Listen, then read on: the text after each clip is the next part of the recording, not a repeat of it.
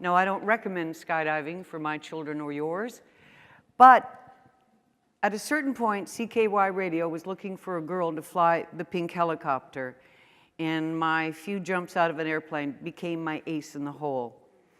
And here's how fate stepped in and changed my life. I was out of a job. I'd worked for a production company that had closed its door, and I had that age-old problem. How am I going to pay the rent, and how am I going to eat? A dear friend of mine suggested that she would buy me lunch, and we went to a place in Toronto quite well known. And as we sat down, 3 people from CKY Radio came in and sat 2 tables away. We knew one of the men socially, and he knew that I'd done some skydiving. In the middle of their luncheon, their problem came up. Traffic reports were new. There was a helicopter war going on in Toronto. All of the radio stations had 2 helicopters. In each one was a guy who did the flying and a guy who did the announcing, except at CKY, where Bob Carter did both. And one day the PR guy came out and said, you know, we're going to win this war. We're going to find a girl and we're going to put her up in a pink helicopter and she's going to do both and go find her. Meanwhile, back at the lunch, the 3 men from the radio station are like, how are we going to find a girl to fly this pink helicopter? And Tommy Vradenberg looked over and he said, see that girl? That's Deanie Petty. Now I know she's crazy enough to jump out of an airplane. Maybe she's crazy enough to fly a helicopter. As he is walking to my table, my friend Peggy has just said, so what are you going to do, Deanie? I said, I don't know, Peggy. I can't spell, so I can't be a secretary. This is obviously long before spell check. But I want to be challenged. I want to use my brains. And at that second, there was a tap on my shoulder, and I looked up and I heard the words that changed my life. How would you like to be the girl in the pink helicopter? Yeah, sure. And the rest, as they say, is history. Those days of flying that little pink helicopter up there were among my favorite memories of life. And I am thrilled to be here because we are kindred spirits, we women who take to the skies. And you are about to meet some extraordinary women who have taken to the skies in so many different ways and achieved so much. And I would like to introduce you to the first, Marie Carmichael, Lieutenant Colonel retired, has been fascinated by aviation for as long as she can remember. She followed in the footsteps of her 3 brothers, joining the Royal Canadian Air Cadets in Quebec. At age 16, she realized her dream of flying when awarded a gliding scholarship. She continued her aviation adventures as a military pilot in the RCAF in 1990. And over her 22-year career, she's accumulated over 3,500 hours on 3 main types of aircraft, the Tudor, the Challenger, and the Hercules. And then, in November, I'm so jealous of this, November 2000, Marie made history when she was selected to fly with the Canadian Armed Forces Snowbirds. She was the Snowbirds' first female pilot and the first female pilot in the world to fly with a jet demonstration team. That must have been extraordinary for you.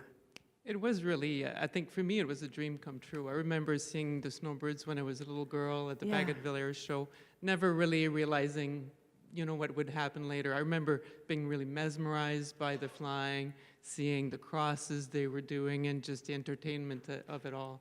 And it's only later on, once I joined the Air Cadets, started flying a little bit, and then realized that, yes, this is what I wanted to do. I wanted to join the Canadian Forces, be a military pilot, but also be with the Snowbirds. So of all the types of flying you've done, and all the aircraft you've flown, do you have a favorite? Is something closest to your heart? Of course, the Tudor is a favorite, but 2 of them actually are Canadian built, the Challenger and the Tudor, great airplanes that I enjoyed for very different reasons, of course, between the Tudor and the Challenger. But I think any flying, once you're airborne, it's always a good day when you can go airborne. Last thing, because there are young people joining us on this webcast, and it's still a male world, there's still girls. What would you say to young women who think maybe somewhere in this field they might be interested?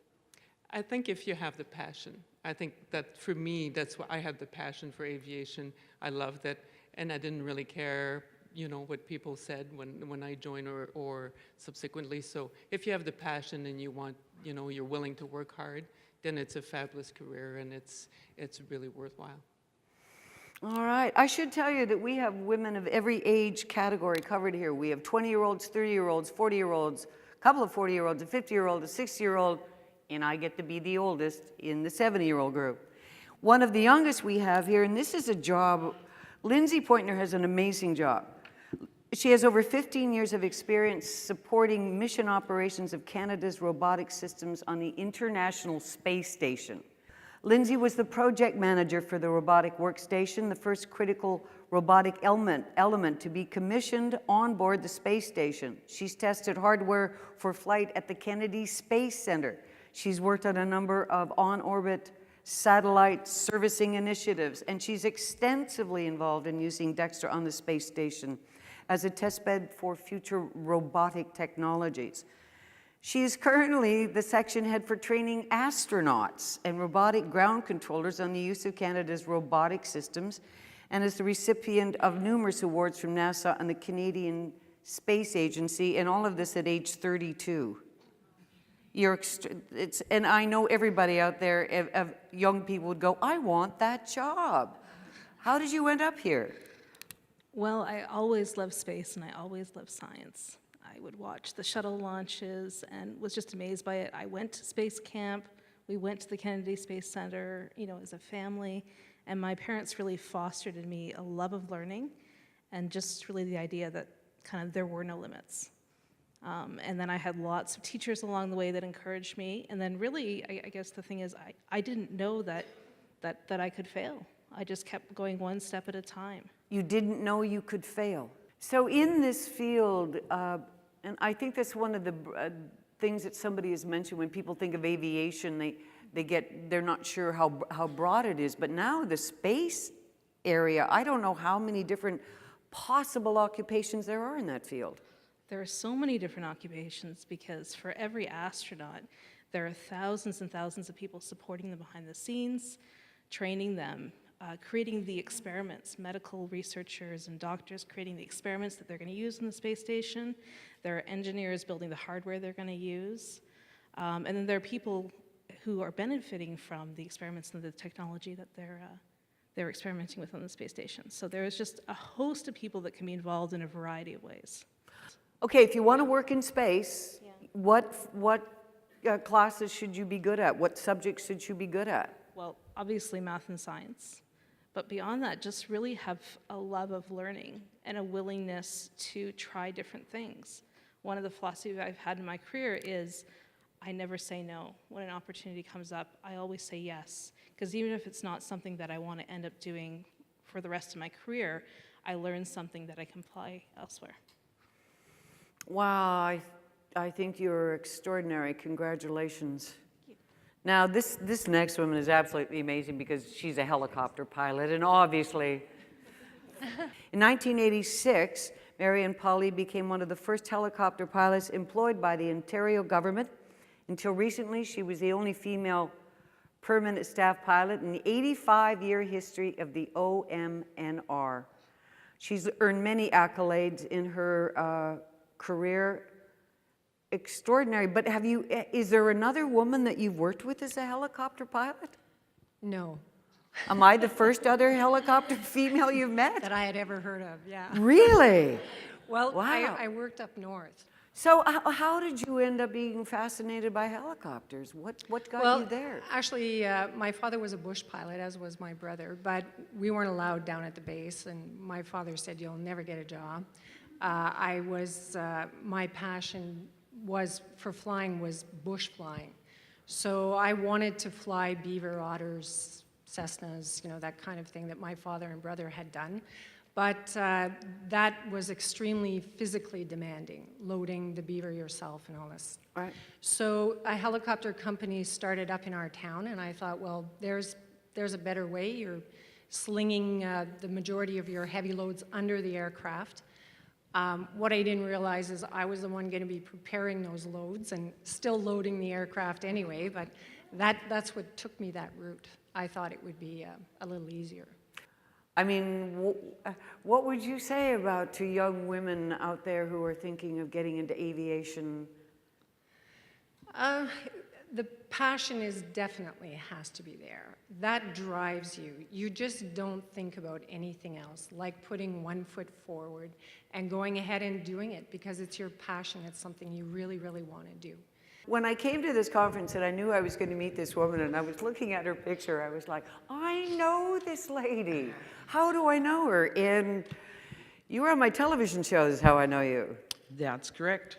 You enrolled in the Canadian Forces in 1972, and you were commissioned under the Candidate Training Program as an air weapons controller.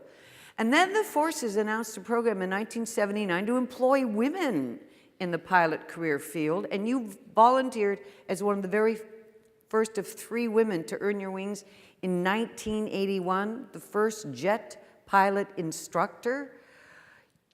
Why did you enroll in the Forces in the first place back in 1972? I wanted to leave home. Yeah, I was tired of, where have you been? How come you haven't put gas in the car? And I went, there's too many rules and regulations, so I joined the military. I see here that in 1994 you took early retirement. I and did. then after the events of 9/11 and Canada's decision to commit troops to the war against terrorism in Afghanistan, you re-enrolled. I never had a plan for retirement. But I you never had a plan in life. No. I just said yes to everything and put my volunteer hand up, and it worked out really well. So we have so far here, because I never had a plan. I went for lunch and ended up with a job flying a helicopter. So go to lunch often with friends is my advice in life. But it seems to me you had a plan, Maddie. You had a plan. You sort of had a plan, but you also said that there's a theme here. Say yes to every opportunity that comes along, and if it doesn't work out, move on to the next thing. Absolutely. So is the Forces a good way to go, not just because you want to get out of home? For young people, Yeah, but why should they consider going into the military? the way I explain it to young people is there is no other corporate government career field in the entire world that will take an 18-year-old high school graduate, pay you 4 years of university, pay your books, give you a place to stay, feed you, pay you while you go to school, so you end up with a 4-year career, a 4-year graduate certificate. Then they'll pay you $3 million.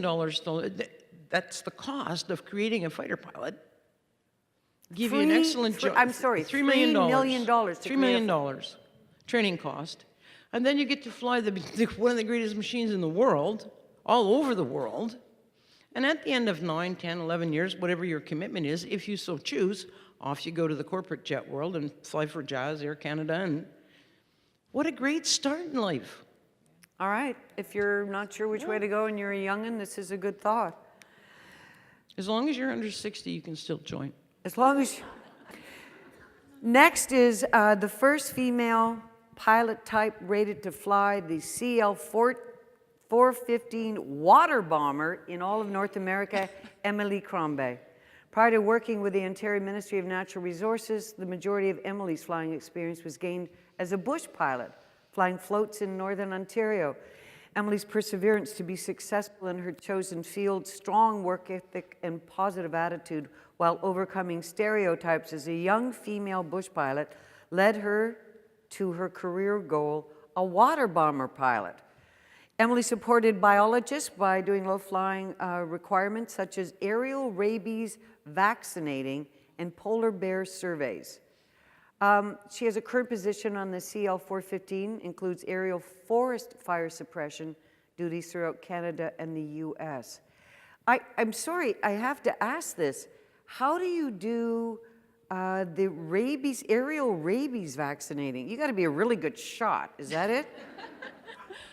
Actually, I was flying the Twin Otter at the time, and that's a program we do with the MNR, and Mary Ellen has probably done it as well in the helicopter. But we have a hatch in the bottom of the Twin Otter, and it's a conveyor belt system, and they're actually just little packages of vaccinations. Oh, they And just eat them? They eat them. Oh, I thought you gotta yeah. have, okay. No, no, no. You are the youngest person on the panel. You are 28? Yes. And how the heck did you end up being a bush pilot?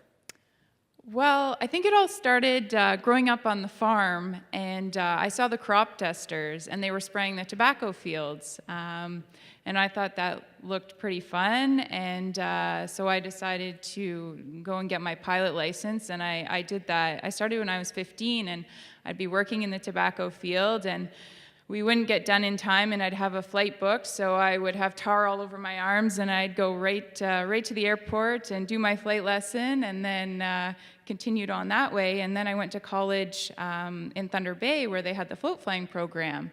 And I thought, well, float flying, bush pilot, that kind of sounds similar to farming. You're up early, it's hard work. You're getting dirty every day. At the end of the day, you are tired. You've been fixing boat motors and docks, and it's a lot more than just flying an airplane. And then I learned about water bombing through the float flying, because in Southern Ontario, we don't have water bombers. And I thought, well, it's kind of like crop dusting, but it has the aspect of float flying. So I think that's the best of both worlds. So that's what I did. I just try to imagine you in the first time you're up there and you're going to drive, and that must have been pretty interesting. It was very intense. There's no training that can really prepare you for that first fire, I think. And, we're in the flight simulator, and then you go and you drop some water on an island or just pick an iceberg on the lake if it's springtime, and okay, this is your fire. But there's no line in dock. You just, the siren goes off, and you have 10 minutes to get airborne, and you're there. And my first fire was about 10 minutes from the airport, so there wasn't even time to get through all the checklists and get prepared. And I'm just looking at my captain going, oh my gosh. The smoke's black, so it's going to be an intense fire. Wow. Very intense. It's extraordinary. Now, we've talked to pilots and people are in the field, but our next panelist, Lynn McCullen, is actually working in the field of encouraging and teaching and working with Jazz Aviation to develop a direct entry cadet program, because Lynn is the director of business development for the School of Aviation at Seneca College. And within her portfolio, she's involved with student recruitment and industry relationships, was instrumental in developing a unique partnership with the Canadian Department of National Defence, where qualified Royal Canadian Air Force pilot candidates complete their Bachelor of Aviation Technology, simultaneously earning their RCAF wings. And again, she works with Jazz Aviation to develop a direct entry cadet program. So you hold so many awards and are so many boards, but are you a pilot? I hold an airline transport pilot license. I'm a Class 1 flight instructor and a pilot examiner. But your goal is to bring young people into the world of aviation. And you told an incredible story when we were speaking earlier about going to talk to girls about aviation, and one of them said, What is aviation? The grade 7 and 8 girls that were learning about technology programs that are available to them in colleges. So is your frustration partly getting this information out to young people so they realize it's even there? You nailed it. It's the awareness and helping young women especially, but everyone, but young women in particular, because we look at our enrollments and 5 to 10% of the young people coming into our degree program, one of 4 programs we deliver, are young women. Only 5 to 10%. And if you had a message, if this was going to end up in a classroom of girls and young boys, grades 7 or 8, what would you say to them? Believe in yourself. I would also want them to understand that the industry is so diverse that it's not just about the certain, high-profile positions that you might see in the positions that we've heard from today, that there's such a unique opportunity. And just because you choose one part of that industry doesn't mean that you won't find yourself into another place. I was determined to be an airline captain, trained for it, and I found Seneca and discovered that education and helping young people find what they want to do is so rewarding. So that's the other thing. Sorry, you asked for one, but I have to say, be open to other opportunities. Just because you have your mindset on one thing, that doesn't mean that's where you're going to end up, and be open to taking opportunities and challenges. I've noticed that trend here. I kept saying yes to things that I didn't really have the training for, but go out and ask for help and find out what you can do to develop your own skills and know that you can become something different. All right, now speaking of airline captains, Rosella Bjornson is a longtime member of the 99. She attended her first meeting after receiving her private pilot certificate at age 17. And she pursued a career as an airline pilot and was the first woman hired to fly as first officer on a jet for a commercial airline in North America in 1973. And this was also a first for Canada. She started her career in 1973 in an F-28 with Transair. Flew for Pacific Western Airlines, Canadian Airlines, Zip and Air Canada in 1980. Checked out as a first officer in the Boeing 737, and in 1990 checked out as a captain on the Boeing 737, becoming the first female captain with an airline in Canada. And you retired in 2004. And of course, she's been inducted into Canada's Aviation Hall of Fame, but this is one of my favorites. A highlight in the summer of 2014 was having a postage stamp commissioned by the first Canadian chapter of the 99s with her picture on it. And the stamp was presented at the Lethbridge Airport, July 13th, 2014, exactly 50 years since Rosella had her first lesson at that same airport in 1964. Wow, that is, talk about full circle. It was so exciting. Oh, it was fun. Even my first instructor was there. I had invited him, Mr. Roy Price, and he looked at me and he says, I knew you were going to go far. Did you know did you have that confidence at first, or? I knew I wanted to be a pilot from the time I rode in my father's aircraft. He had a little airplane when I was growing up on the farm, and I rode along, and I just assumed that if I could drive the tractor, I could drive an airplane too. So my very first lesson, my parents drove to Lethbridge, and I thought it was just going to be another regular shopping day, but we continued on through Lethbridge to the airport, and they had arranged for my first official lesson. I got in the little Piper Colt, and this is 1964. We started it up, and I taxied out, and I did the takeoff, and we flew around, and I did the landing. And he says, "You've flown before, haven't you?" Wow. Really enthusiastic and determined. And when anybody in high school, high school counselors, they always say, "Well, what are you going to be when you grow up?" And I said, "I'm going to be an airline captain." "Oh, but you can't do that. There are none. There are no women airline pilots out there." And I said, "I don't care. Wow. I'm going to be an airline captain." How many hours do you have? Around 18,000. 18,000. Wow. Yeah, I stopped counting there for a while. I remember when it first started and you'd get on a plane and you'd hear the captain's voice and it'd be a female. And a couple of times I've been on planes and the whole plane just went, yay, yay. Oh, I think I had that a few times. I bet you But have. the most exciting, what I thought was the best. My husband is also a pilot, or was a pilot. He's retired as well. We would occasionally fly together.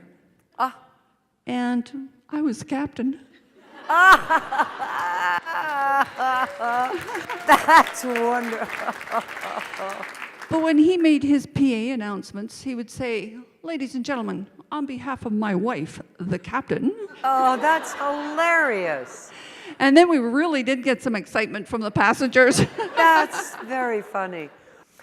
One of the things in aviation that has my most respect is the shepherds of the sky. And that would be the lady sitting next to you, Kathy Fox. The symbol for those who guide us safely from one point to the other, the air traffic controllers, is a shepherd's crook. And you are extraordinary people. You're also a skydiver, and I don't know if you heard this, but I used to jump. That's what started my whole career, forging my mother's signature to a piece of paper to jump. How many jumps do you have, Kathy? I have just under 650 jumps. Now, Kathy Fox selected air traffic control as a career back in 1974, working at Transport Canada control towers in numerous locations. From 1982 until 86, Kathy was in charge of air traffic control training at the CEGEP Saint-Jean-sur-Richelieu, and she then left operational controlling and worked with Air Traffic Services headquarters in Ottawa, transferred to NAV Canada, where she had a number of senior roles, ultimately becoming Vice President of Operations. As such, he was responsible for executive leadership and direction throughout NAV Canada's operation groups. After retiring, she was appointed to the Transportation Safety Board and currently serves as its chair. Is a recipient of many awards. She's also an airline transport pilot certificate and has over 5,000 hours, still flies part-time as an instructor. Being an air traffic controller, is it true, and I've referred to this a couple of times, but if you're into video games and that, you're learning spatial relationships, is that kind of setting people up, if they're really good at that, to be an air traffic controller? Is that good logic or maybe not? Well, it really depends because there's different types of air traffic controllers. Of course, there's the controllers that work in the control towers. Right. And although they have radar available to them in the towers, mostly these days, not all, a lot of the control is done by visualizing. So you talk to the pilots on the radio and then you visualize where they are based on their position reports and altitude. So the ability to visualize in 3 dimensions and the ability to realize that these airplanes aren't staying in one spot, they're moving, and project ahead as to where they're going to be in a few minutes and who's going to be in conflict with each other, that requires a lot of mental visualization skills. I don't know how many different jobs there are. There's the tower, there's radar, but is it more than that, am I? Yes, because many air traffic controllers, and that was my case somewhat, I did the job as an air traffic controller for about 15 years, and I was very interested in the training side, so I ended up training controllers.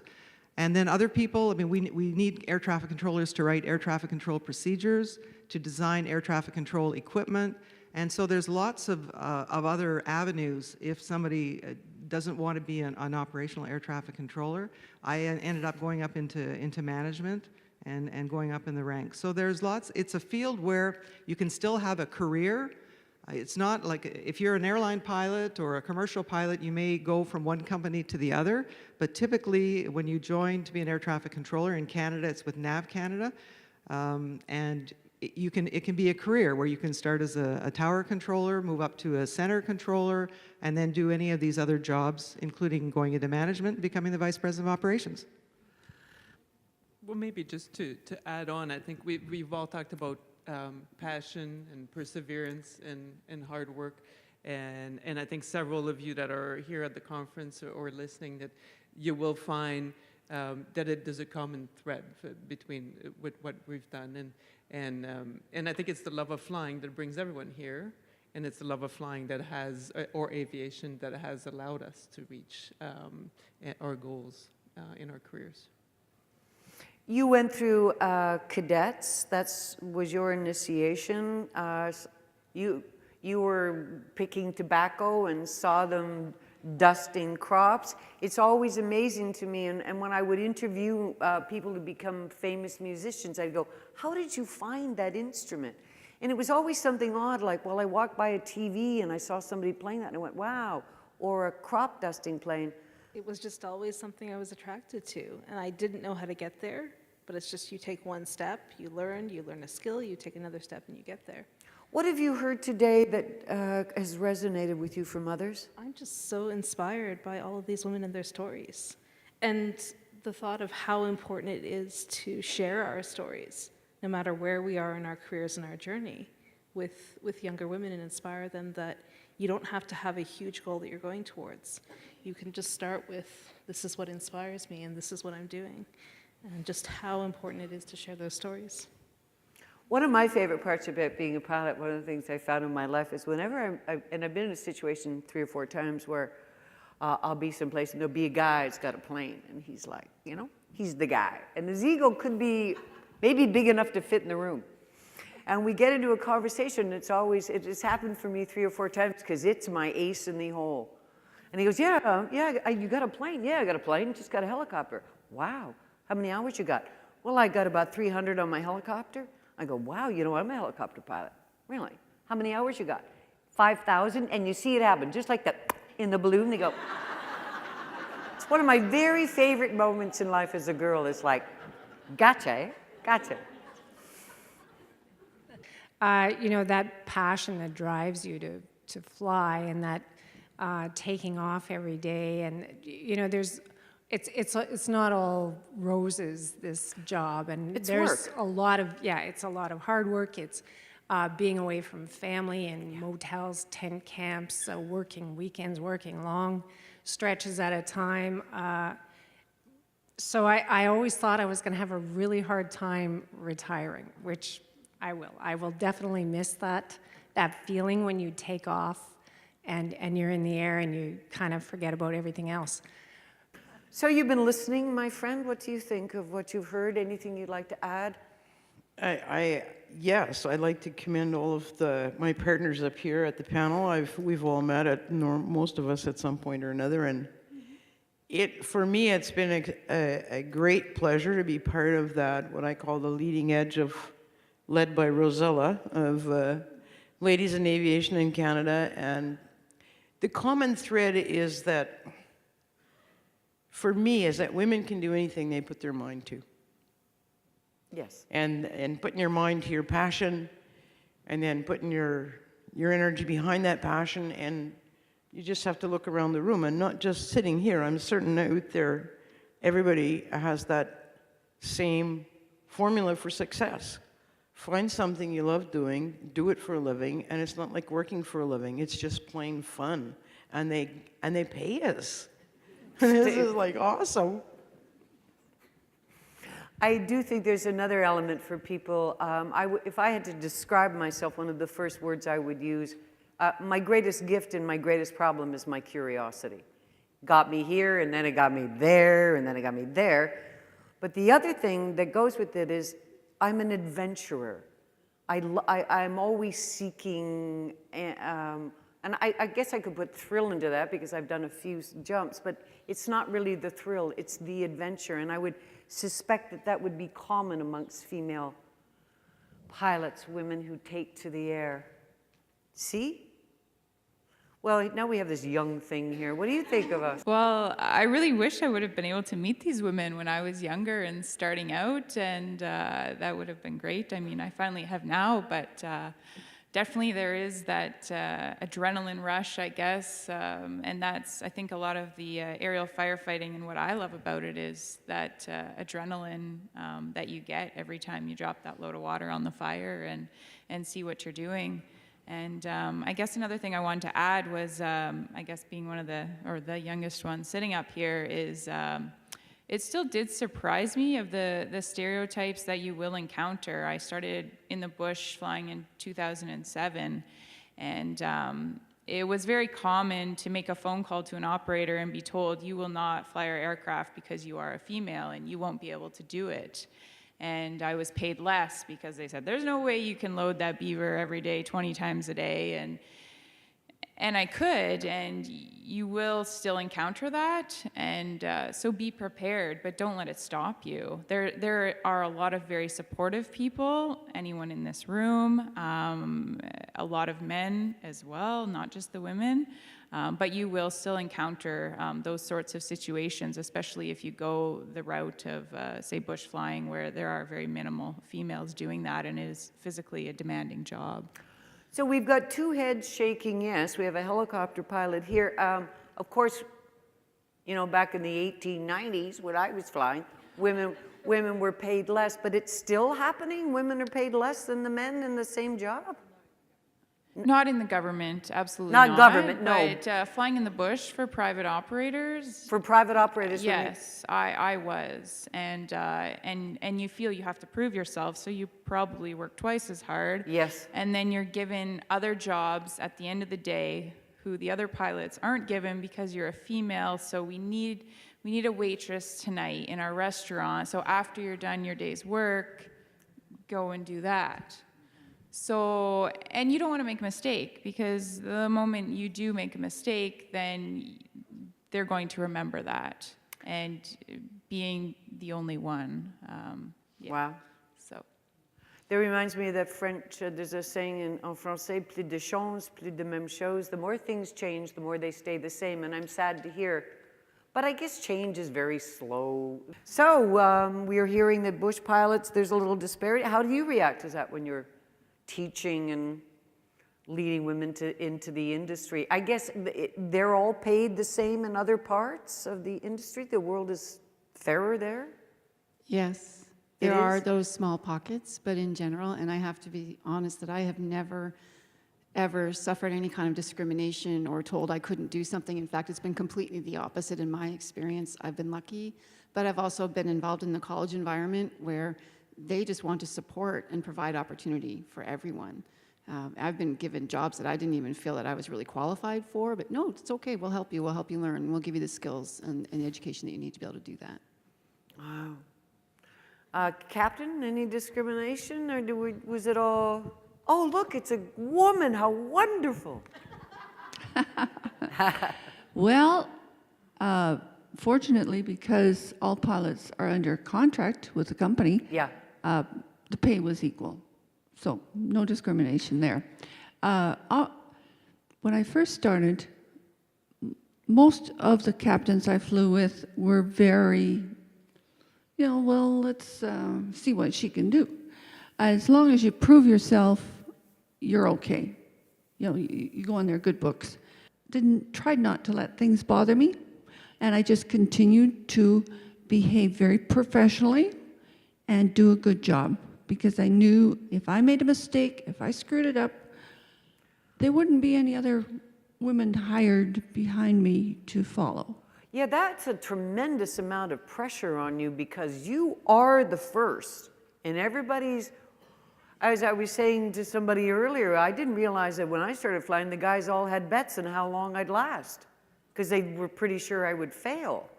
But you were the first. Well, if she could do it, we might hire more. Yeah, and I was so happy when Judy Cameron was hired with Air Canada. She was the next one. I was hired in 1973. She was hired in 1978. So I had 5 years all by myself out there. And Wow. ATC was funny.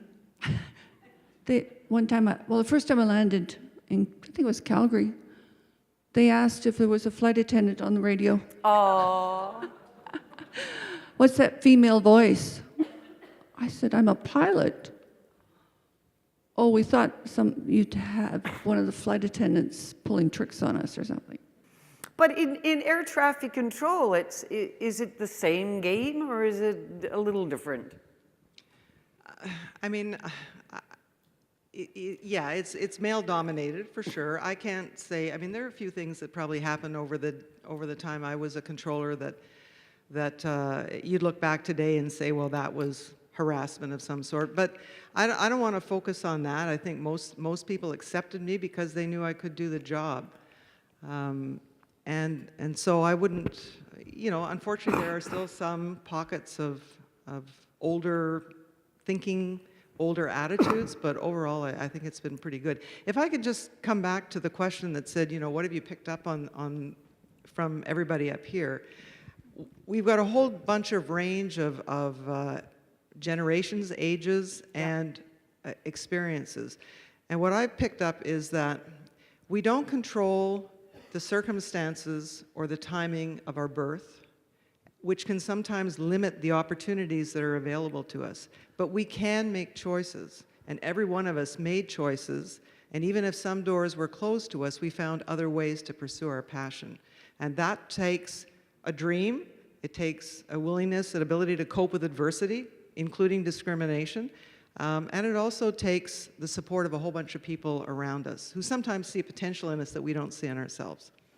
To be among kindred spirits and people who take to the air is one of the greatest pleasures of my life. I feel like I've come home. It's like walking into for me, it'd be like walking into Buttonville Airport again and going back there. I want to thank you all for being here. It's been such a pleasure to meet you and to see you again, Madame. Extraordinary woman, thank you. And to the 99s for putting this all together, bravo, and thank you.